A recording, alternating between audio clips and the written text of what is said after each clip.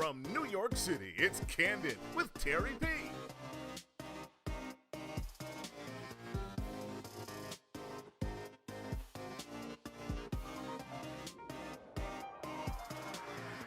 Today's guest is Brooklyn's own borough president, Eric Adams.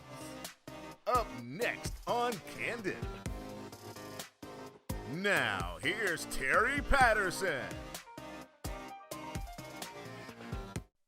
The term Brooklyn's in the house has been echoed by many musical artists over the years, proclaiming that Brooklyn is indeed a force to be reckoned with.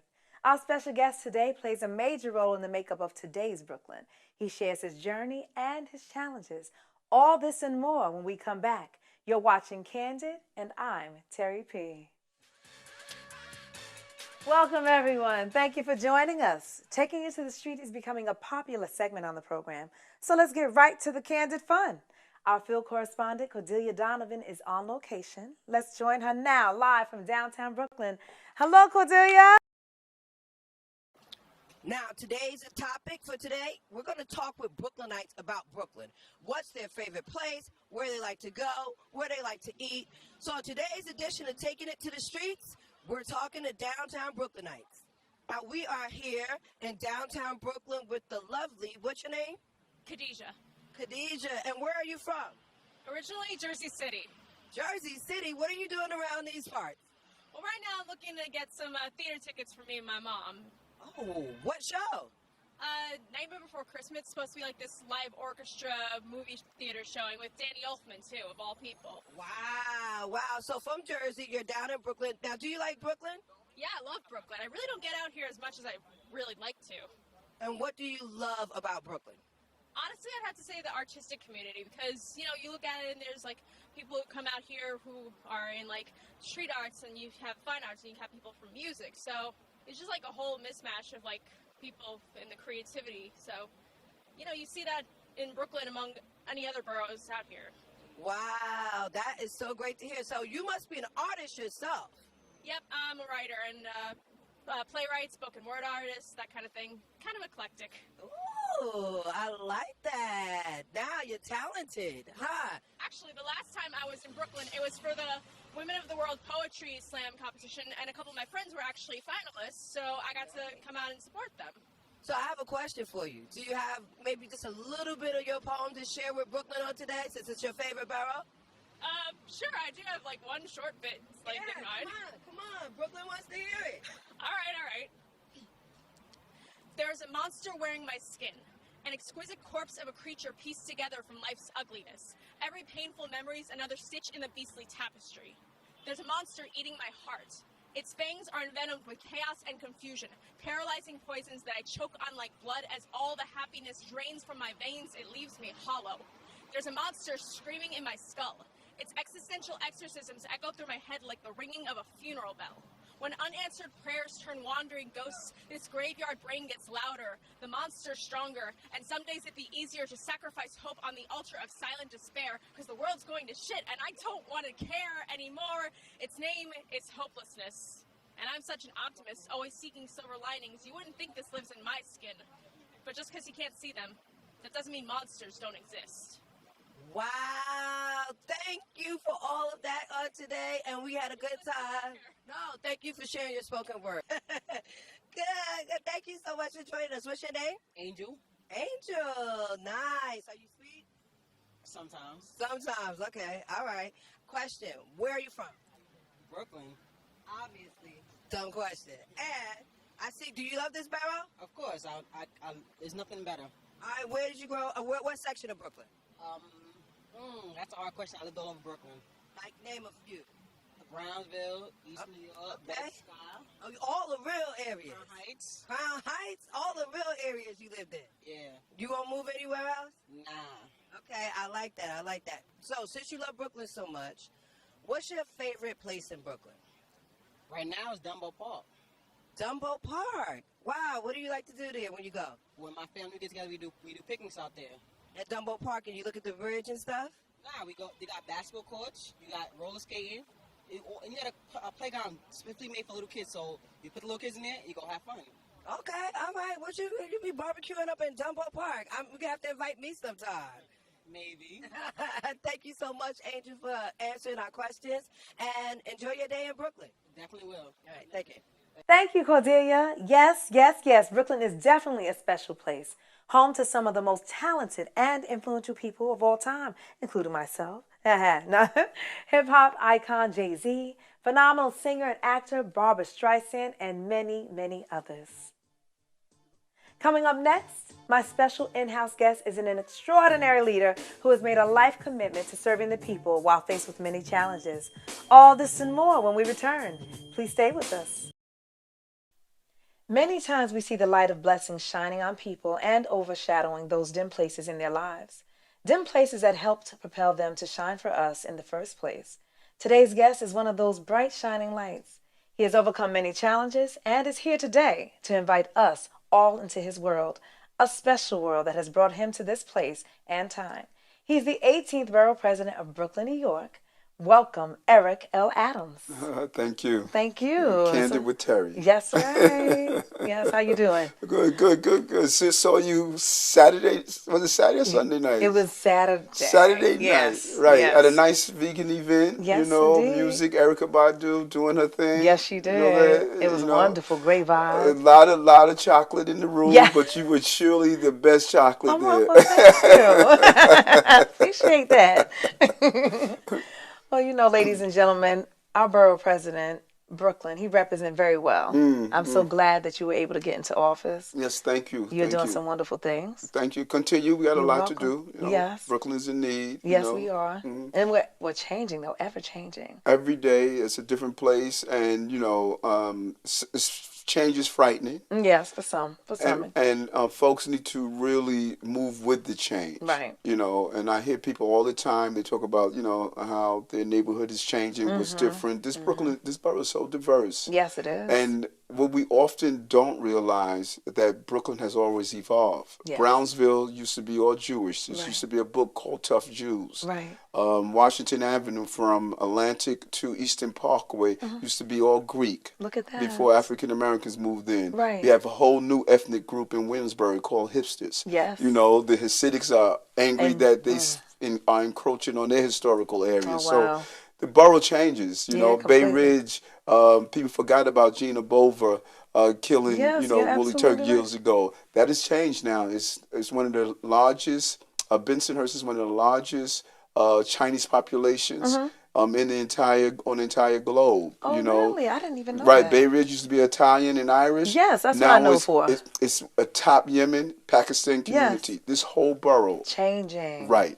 I love Right. it, though. You know, right? That's what Evolve makes it with so unique. It does. And such it a melting does. pot. Right. People want to, Right. they're flocking, they're flocking to Brooklyn Coming to BK. because of its ethnic diversity. Right. Right. Right? Let me ask you, you are a politician. Tell me your thoughts on the current administration Washington D.C. in Washington, D.C. You know, politics is local, Yeah. and we shouldn't allow Trump to, really take us away from our mission. And I remember being at CCC with Pastor Bernard, Yes. and I was sharing with folks that Pastor Bernard went through a series of presidents, from the Bush Yes, he did. to Carter to Clinton. So no matter what happened, CCC did not stop expanding Right. because Pastor Bernard is always focused. Always. You stay focused to your mission. My mission is my mission. So no matter all this distraction that gets in the way, it's not going to take me off my mission. He stays on course completely. Exactly. And that's where we are with Trump. Right. Trump wasn't elected to be a dictator. He Yeah. was elected to be the president. He has a Yes. 4-year run. Right. And if we're really committed to allowing that to be a one-term president, Right. and the first thing is the midterm elections where we can get rid of the Congress and Senate so we can take Right. back that control. Gotta get out there And and then vote. we can move to take back the White House. Right. And there's some great people on the horizon that can replace him. Let's Right. stay committed to what we have to do. Right. Right. I mean, because he's there already. Right, That's exactly. what it And no use griping. I hear people say, "Well, you know what? I hope he fails." I don't want him to fail. Right. Because No, if he because fails, we fail. right. Yeah, You we're know, affected by let's that. not be so caught up in the emotion Yes. that he should fail and our country fail. And there's something else that a lot of people didn't realize. What's that? Many people felt rejection for the first time. And when I say what you felt when Hillary victory was snatched from Hillary, Right. that's the same thing a mother feels when she has a Section 8 voucher Right. and she can't get the apartment because the landlord's not going to do it. That's You're what a right. black man feels when he's in his country, but he's stopped and frisked and searched. You're right. Or a black woman that spends 20 years on a job and don't get the promotion Yes. because someone else comes back with a lighter skin pigmentation than her. That's right. You know, or what our parents have felt for years. Welcome to feeling like a Negro in America. Hey, You that's know, right. now you be more receptive to when people say, listen, we're tired of our young people being shot and killed Yes. by police. Yes. We're tired that we cannot get what we rightfully deserve, That's and we right. feel it being snatched every day. Yeah. So a whole lot of folks, for the first time, they Are feeling woke up something new. on Election Day and say, you know what? I know what it feels like to be Right. a Negro in Yes. America. Yes, absolutely. And on that, piggybacking on that, the idea of police brutality seemingly growing even more so. That's what it appears, and I think it has a lot to do with social media. The fact that we are getting everything on video and on Right, right, picture. So, do you believe that we have to expect that it's going to continue to grow, or do you think that it's going to somehow at some point, some people are going to take responsibility within their departments, meaning the police department, and make sure that they begin to hold the police accountable? Well, I think that it's amazing when you step outside New York City and see how policing is done across America. We take things for granted. You know, a police does something that's disrespectful to you, you can go to CCRB and Right. file a complaint. Try doing that in the Midwest. They don't have one of those. It doesn't those exist. rules, They right? they don't even keep stats on abuse of a person. There are systems of going in and filing reports of complaints. And so what President Obama attempted to do, he wanted to take a national look at how do we monitor police behaviors. Right. Now we're going to take a step back because that is not the position of Trump. But the reality is there needs to be a changing of police across America. Oh, definitely. And little did we know, I'm pretty sure when Steve Jobs sat in his garage many years ago and started a company, that company was going to evolve into a device that's going to really change the game. This is true. Everyone has a camera now. That's right. And what changed the civil rights struggle was when Dr. King's marches and the abuse of the South was televised and people were able to see it. They had to respond to that. You can't unsee what you see. That's it. And that is what's happening in policing. Right. The cameras and bringing those incidents to the living rooms of everyday people is forcing policing to change. Yeah, yeah. You know. Yeah, I would say some of them, yes, but definitely. I mean, No, it's going to change. It has to change. It has but to, there that's also true. needs to be, and I say this all the time, you know, as a former police officer, there needs to be a consistency. To me, Black Lives Matter. Oh, yes, right. But Black Lives Matter across the board. And I don't want my 21-year-old to be shot by a racist cop in Right. a blue uniform, Right. but I don't want him to be shot by By a his own, gangbanger yeah. in a blue No, jeans. absolutely not. You know, That's so it needs to be consistent. My life is important. The family member, the mother, you're not going to door of a mother and say your son was killed. Yeah. She's not going to feel consolation and say, okay, at least she wasn't killed by a cop. Right, not you know, at all. or a young pregnant girl was shot the other day in the head. You know, she wasn't shot by a cop. Right. You know, or that Right. beautiful And that's sister so that just different. had a baby was shot by her boyfriend. Right.